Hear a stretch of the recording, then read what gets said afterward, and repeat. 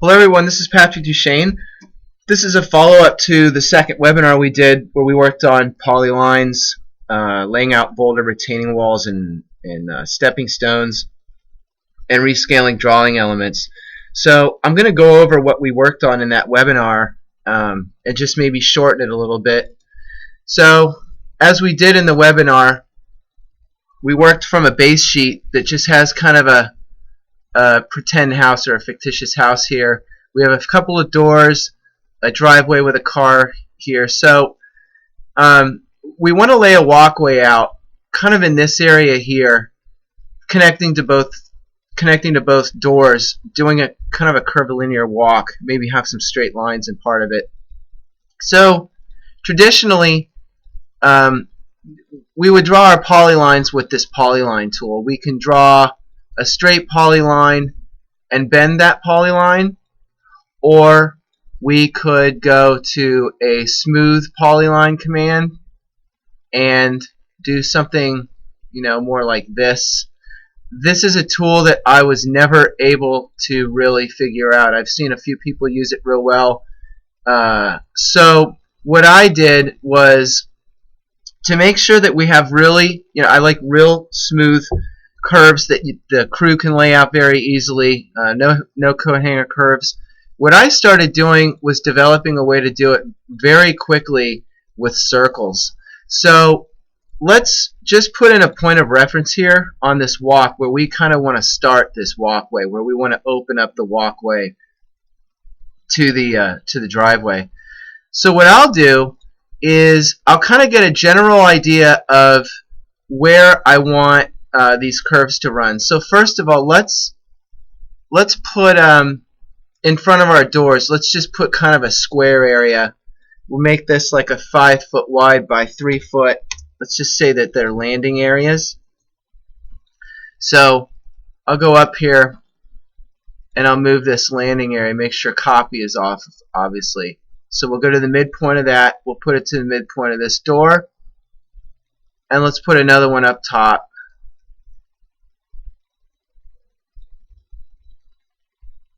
Just throw that in here and move it over.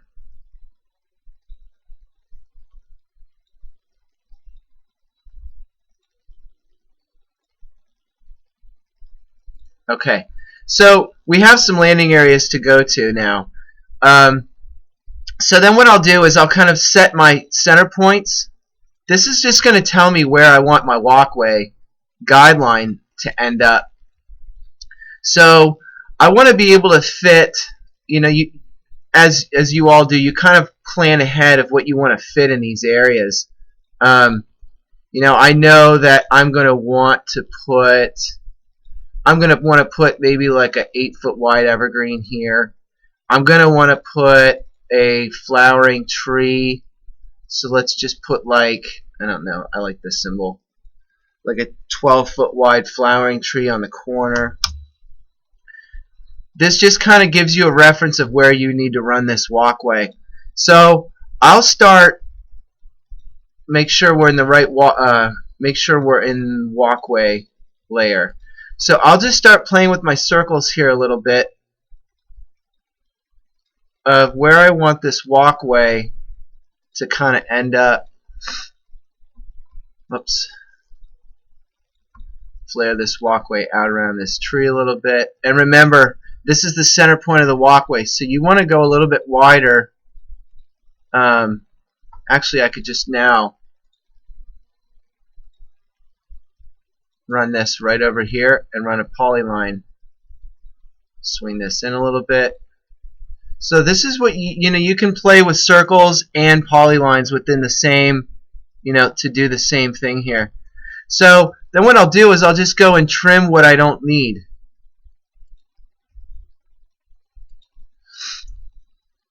Get rid of this line here, and let's just save this to make sure if anything happens we don't lose our work. So now let's just make this a 4.5 foot wide walkway. So I'm going to offset each one of these lines 4.5 feet.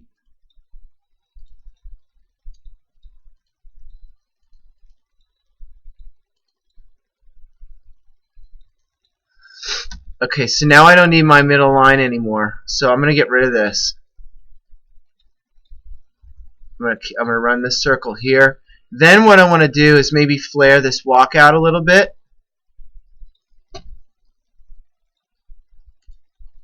You know, to have a nice opening there at the walkway. So let's trim that out. So here's our walkway now. Nice, smooth, perfect circles. So at this point, I'm just going to go and make my closed area now with my polylines that everybody here knows how to do. So I'll trace over, and what I want to do is pretty much snap. See where it says end here? That's where the end of one circle meets the next one.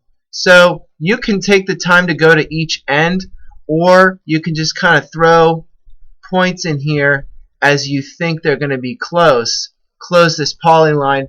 So now what we have is just this polyline that we can just go snap to all of my circles. Another way you could do this is if all of these were perfectly joined lines, you could group a lot of them with this tool right here, where if you have a polyline here and you have another one here, you can join those, and those are one polyline. You can do it either way. Obviously, everybody has their own way of doing things. This is just the very quick way for me to do it, where I know that it is a very quick, easy way that now when a crew comes out to lay this job out, I have to snap these over. Whoops.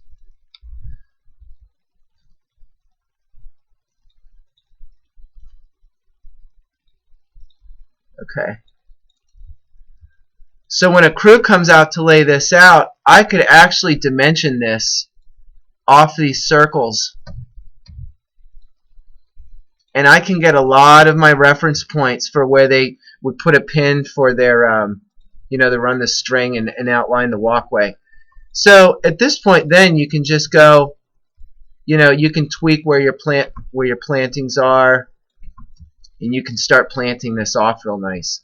So what I made a mistake of is not connecting this walkway up to the top. So let's just let's do another exercise where we'll just run this walkway over to the top. So we'll just start playing with some more curves here.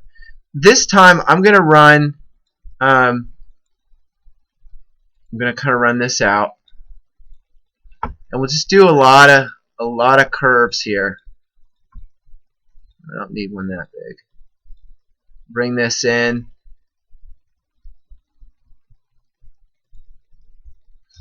And maybe on this one,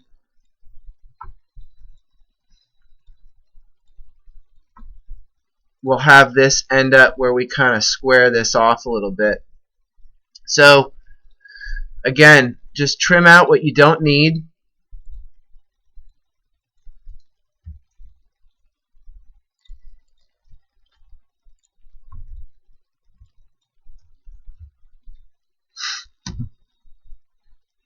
Offset this one now. We're going to offset this 4.5 feet because I'm just running the outside edge and not the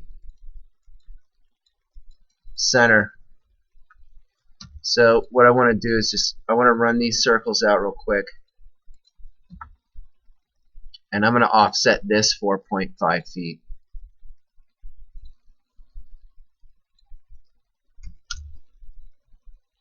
Run that. Nope, wrong. I want to offset those 2.25 feet. So we have a total of 4.5.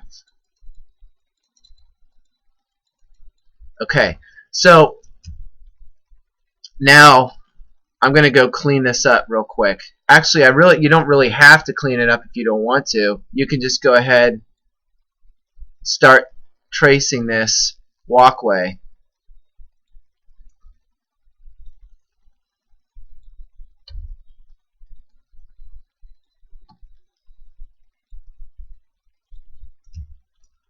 So again, you just run these points to where you think that these circles are intersecting. Let's just tie all this together now.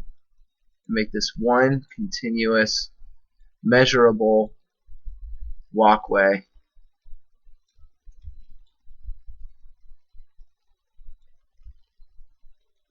So over here, we'll just do a curve into this. Transition that walkway into the curve nicely. Run this in here. Make sure we got our closed polyline so we know where we started. Okay, so let's save, and we'll snap everything now.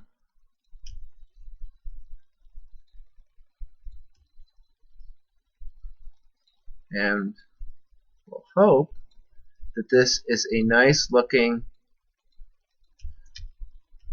walkway. I'm using a different mouse today in hopes that I don't have the crashes that I've been experiencing with these webinars, and so far I'm not experiencing the crashes. But this mouse is a little different, so it's not snapping to things as quickly. So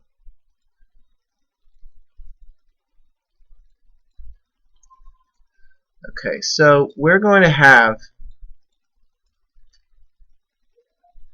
a very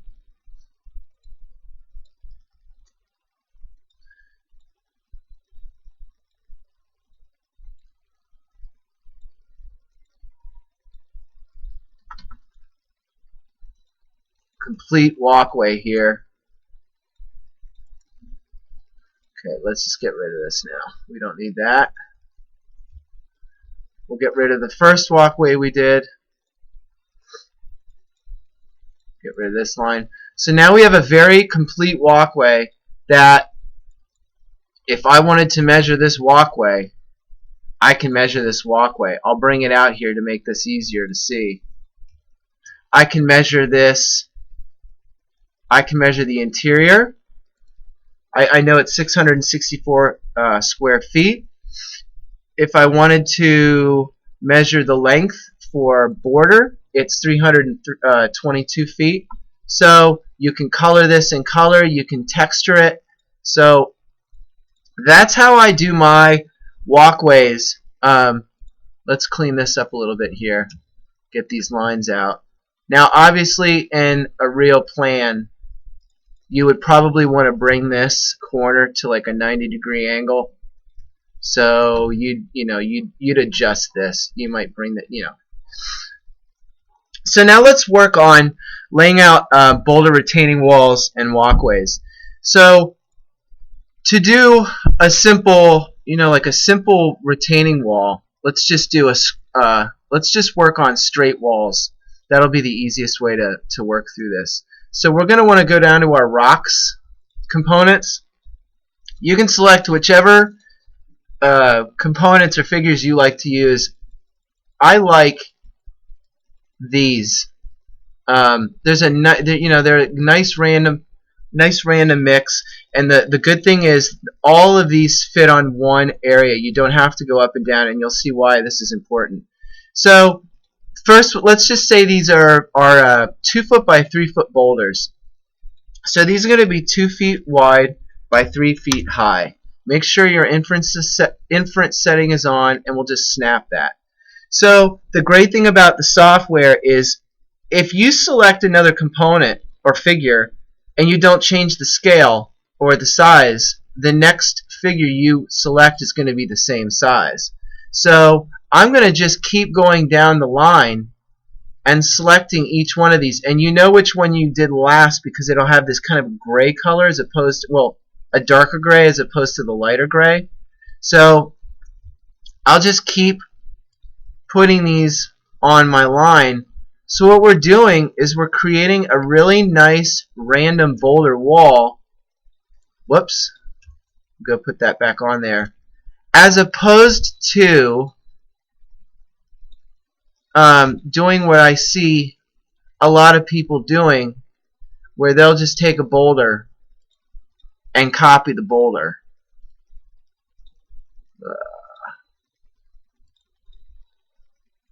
which, I mean, graphically it looks fine, but it looks very it's very repetitive, and it draws your eye to it, and it's I mean, I think it's distracting because you just you pick up on patterns. The eye picks up on patterns, and you don't want that to happen.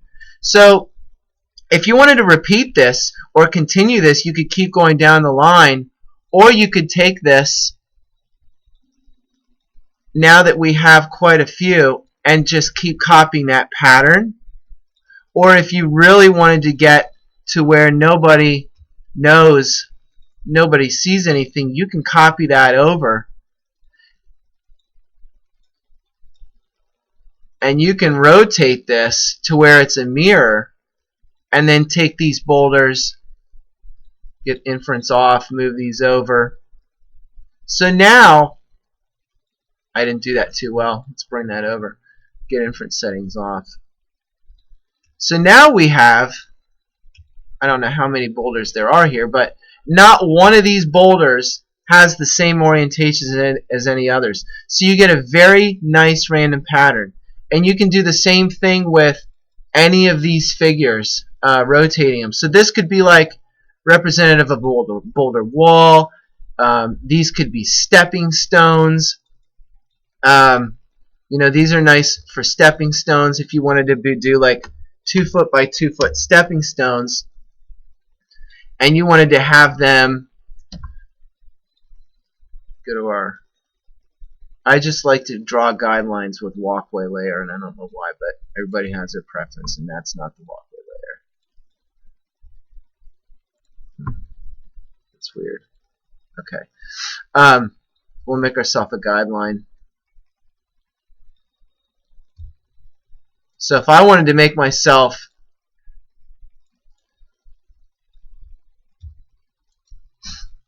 I don't know why it keeps wanting to do that.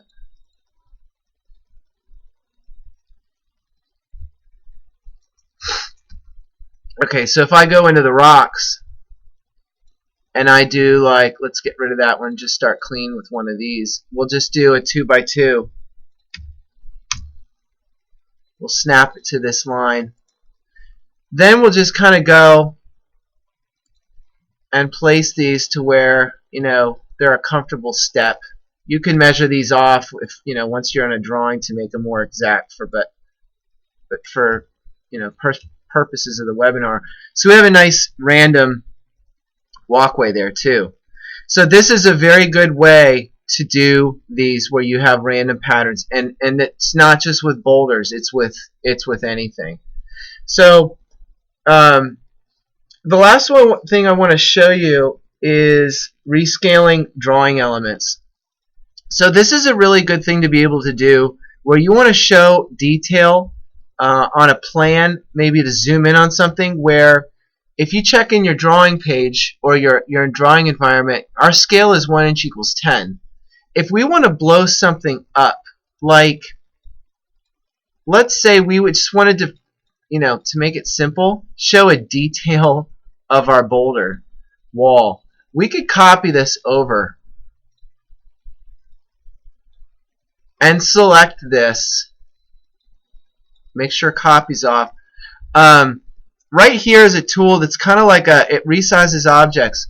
So if we want to make those twice the size, this is 1 inch equals 5 now. So this is really nice for when you want to give details of maybe some steps or paver patterns, or maybe some details on a deck that you want to show a little bit closer view, but you don't want to do it on another page. What you want to make sure of, though, because your drawing says 1 inch equals 10, now what you're going to want to do is you're going to want to put 1 inch equals 5 under this. You can make that bigger or whatever if you want to. So when somebody's looking at this plan, they know that these boulders are a different scale than those. Because obviously, if you would put those back next to these, they're a lot bigger. So that's a really nice tool to be able to do. So again, like, we could take this car, move it over. We want to show the detail of a car. We'll just take this tool, select what we want to magnify, and we can magnify it. Or we can make it a lot smaller. We could go to like a half the scale. So I think I've covered pretty much everything. Oh, I do want to show you one thing that I to do bed lines that cut through that cut over walkways. Like, we have sometimes you have a bed that's between a walkway and a house that's just too big to do mulch. What I like to do, like if I want to have a bed that kind of jumps across and goes over, and I don't want to just draw a circle, if you decide that this is going to be a nice curve to have, what I'll go do is I'll go into my dimension tool and I'll dimension this. This is not a circle, it's a polyline. So what I can do is I can find that midpoint, and if I wanted to jump across that walkway, I can go to this midpoint, and well, I didn't go to the right midpoint. Let's find that right midpoint again. Let's look. 1 second. Okay, let's dimension that circle.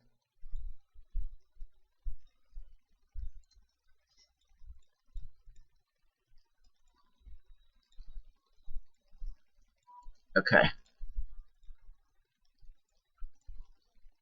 So I'll snap this midpoint to this circle. Let me try it in a different place. For some reason that one's not working there.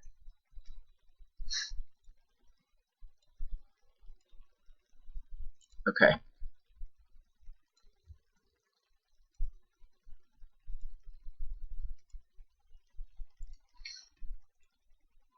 Part of this is the mouse that I'm trying to use today. Okay, so let's dimension this circle. Okay, perfect.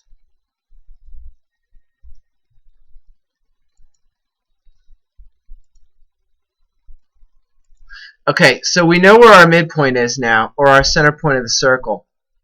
So now it's working. So now I know if I need to jump over my walkway, these are the 2 points where I would want to run over, where, if you want to do something like run this back, to have a nice continuation, you can trim these.